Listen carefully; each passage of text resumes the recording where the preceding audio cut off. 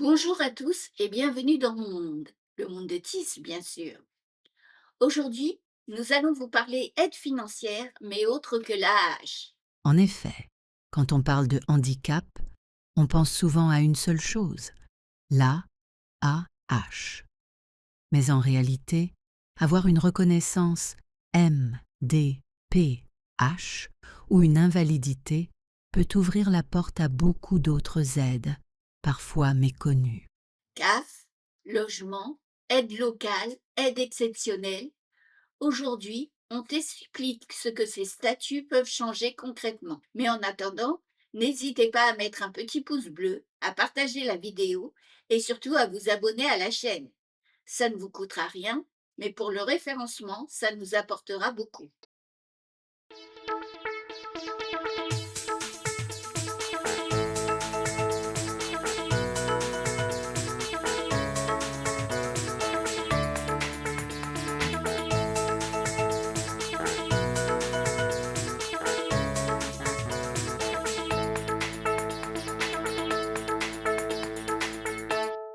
Première chose importante, le handicap ne donne pas automatiquement toutes les aides. Même s'il agit très souvent comme un accélérateur ou un facilitateur pour accéder aux aides existantes. Oui, la CAF ne verse pas que l'AAH. Quand on a peu de ressources et une reconnaissance de handicap, on peut aussi avoir droit à d'autres aides. Exactement, comme les aides au logement.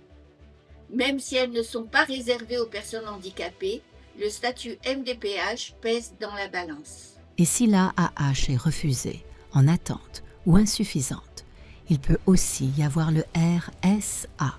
Le RSA peut servir de revenu relais, notamment quand la situation médicale empêche de travailler. Il existe aussi des aides de la CAF moins connues.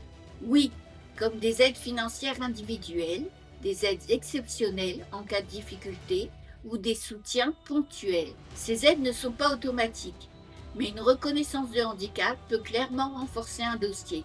En dehors de la CAF, il existe les CCAS. Les CCAS peuvent accorder des aides financières ponctuelles, des bons alimentaires ou de l'aide pour payer des factures. En sachant que très souvent, ces aides sont conditionnées à une notification MDPH ou AAH. Les départements peuvent aussi proposer des aides extralégales, logement, énergie, transport, matériel. Quand on est en invalidité, d'autres organismes peuvent intervenir. Par exemple, certaines mutuelles, des caisses de retraite ou des fonds sociaux spécifiques. Et là encore, le statut d'invalidité permet de justifier la demande.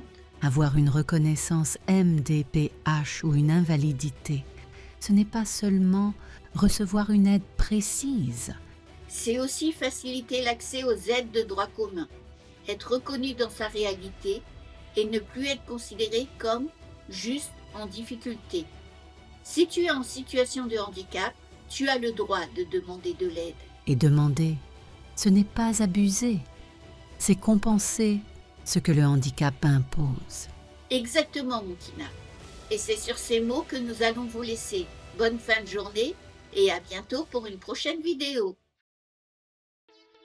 Cette vidéo vous a intéressé? Alors n'oubliez pas de liker, commenter et partager. Ça ne vous coûtera rien et ça nous permettra de mieux référencer la chaîne. Vous pouvez avoir également plus d'infos sur notre blog, le lien est dans la description.